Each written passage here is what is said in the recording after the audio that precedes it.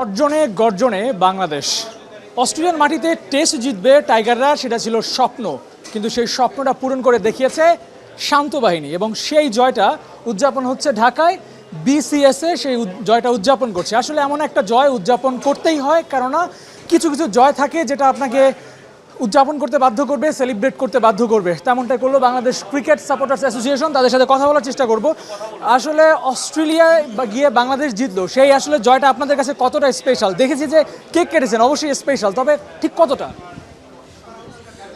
Special এটা তো ভাষায় প্রকাশ করা যাবে না। আপনি ক্রিকেট ইতিহাসে এটাই প্রথম মনে হয় না, অ্যাকচুয়ালি এটাই প্রথম যে আমরা এমন একটা দলের সাথে খেলেছি যার অপোজিট সাইডে চারটা বোলার 300 উইকেট প্লাস। এইটা ক্রিকেট ইতিহাসে কখনো ঘটেনি।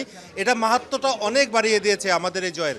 আমরা এখন এতটাই বিশ্বাসী যে আমরা WTC ফাইনাল খেলবো, সেই বিশ্বাস এখন আমাদের মাঝে জন্মাইছে।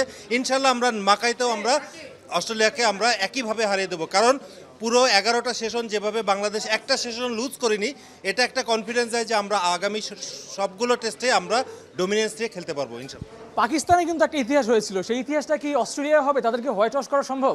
অবশ্যই সম্ভব, কেন নয়। আমি যেটা বলছিলাম, যদি 11টা সেশন আমরা পরপর জিততে পারি, আমরা কিন্তু কোনো সেশনই লুজ করিনি, এতটাই ডমিনেন্ট ছিলাম, তাহলে মেকাইতে কেন আমরা আশা করব না যে বাংলাদেশ একই প্রকার ভালো খেলবে।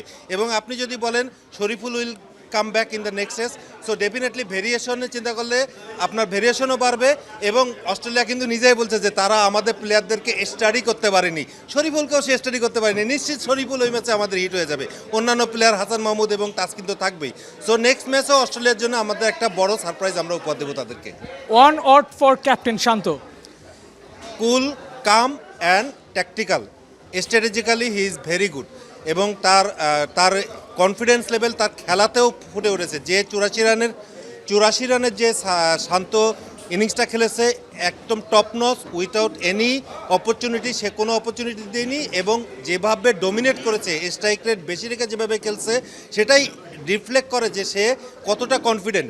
একটা ব্যাটসম্যান যদি এতটা কনফিডেন্ট থাকে, তার ক্যাপ্টেন্সি বাই ডিফল্ট কনফিডেন্ট হয়ে যায়। সো আমরা খুবই লাকি যে শান্ত এবং ওয়ানডে ফরম্যাটের লিটন এবং টি20 লিটন, এই ধরনের কোয়ালিটি ক্যাপ্টেনগুলো আমাদের টিমের সাথে এখন আছে, যেটা বাংলাদেশের ভবিষ্যতের জন্য আমরা মনে করি টু গুড। তানজিদ তামিমকে আসলে কীভাবে আপনারা ইভ্যালুয়েট করেন? সে যেভাবে সেকেন্ড ম্যাচ তার ছিল অস্ট্রেলিয়ার মাটিতে, বাংলাদেশের এমন একজন এক্সাইটিং ক্যারেক্টারকে আপনারা কীভাবে রেট করেন?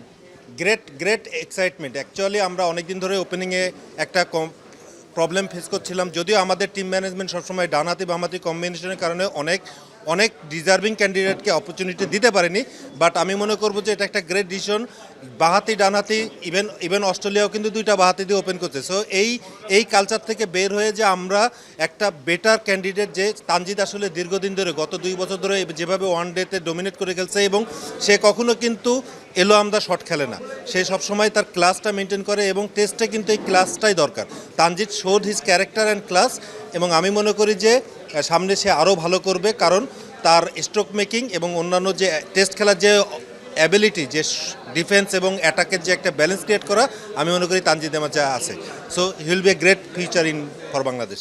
প্রথম ম্যাচ জয়ের পর বিসিএসএ একটা উদযাপন করবার সেলিব্রেশন করলো। যদি সিরিজ জেতে হোয়াইট ওয়াশ করে অস্ট্রেলিয়াকে, সেক্ষেত্রে আপনাদের উদযাপনটা কেমন হবে? It will be wild. আমরা এমন নয়েজ ক্রিয়েট করব যে প্রতিটা বাংলাদেশি তারা দেখবে যে we can celebrate, we can enjoy our success, everything. আপনারাও দেখবেন যে আমাদের আরও গ্র্যান্ড সাকসেস হবে ইনশাল্লাহ। ধন্যবাদ। ডারউইনে যেভাবে বাংলাদেশ ম্যাচ জিতেছে, যদি ম্যাকাইতে গিয়ে তারা সিরিজটা জিততে পারে, বিসিএসএ কিন্তু জানিয়ে দিয়েছে তারা অনেক ভালো একটা সেলিব্রেশন করবে। আসলে এমন ম্যাচ জয়কে আপনি কিভাবে উদযাপন না করে থাকবেন? দেখা যাক অস্ট্রেলিয়ায় বাংলাদেশ দল হোয়াইট ওয়াশ করতে পারে কিনা, সেই আশাটা করতে পারেন। যেখানে 23 বছরে বাংলাদেশকে তারা খেলতে ডাকেনি, যখন ডেকেছে এক প্রকার বাধ্য হয়ে ডেকেছে, সেই জায়গায় বাংলাদেশ কিন্তু একটা হিস্ট্রি ক্রিয়েট করেছে। হোয়াইট ওয়াশের স্বপ্নটা আপনি দেখতে পারেন, কারণ এই দলটা এত ভালো ফর্মে আছে। সেই জায়গায় অস্ট্রেলিয়াকে হারানো বোধহয় স্বপ্ন, এবং সেই স্বপ্নটা বোধহয় সত্যি হয়ে যাবে। আবু নাইম, 71, ঢাকা।